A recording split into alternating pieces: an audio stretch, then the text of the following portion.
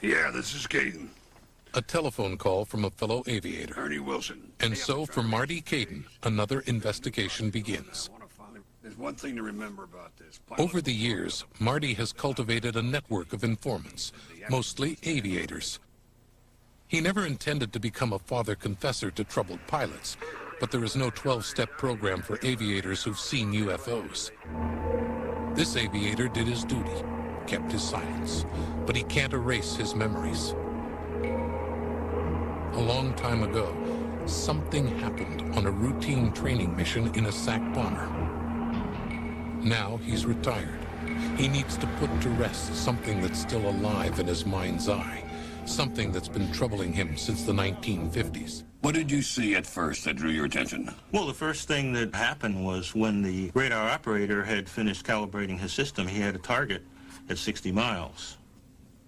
At what point did something come into your visual range that you sighted something? It was less than 5 seconds after he reported the target at 1 o'clock and 5 miles. And what caught your attention? I saw a neon blur go by the right side of the aircraft.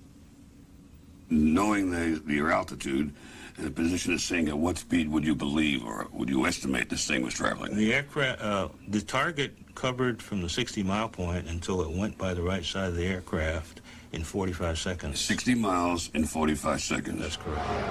At that distance, covering 60 miles in 45 seconds, there was no aircraft in the United States arsenal that was capable of such speed? No, sir. Not even the SR-71. So it couldn't be an aircraft that was one of ours? It was definitely not an aircraft.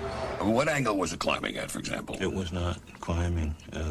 It was either straight and level or in a slight descent. Straight and level? Yes, sir. I would estimate, based on the speed that you could calculate from the elapsed distance and time, that the object was traveling approximately 1.33 miles per second.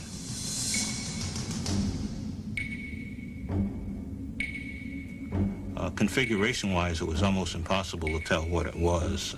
If anything, it was, every time I think about this, a neon tube comes into mind. At what point after the passage of this object past the aircraft, when you still didn't know what the devil it was, were you able to ask the pilots about it? I didn't ask them.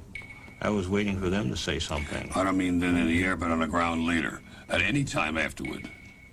I never said a word to them. Why? The mindset at that time was one that you would jeopardize your security clearance, or stood a chance of jeopardizing your security clearance by talking about something like this. It was like you were all maintaining a conspiracy of silence with each other. Memory is a funny thing. In his Air Force career, a Strategic Air Command crewman could spend hundreds of hours in the air.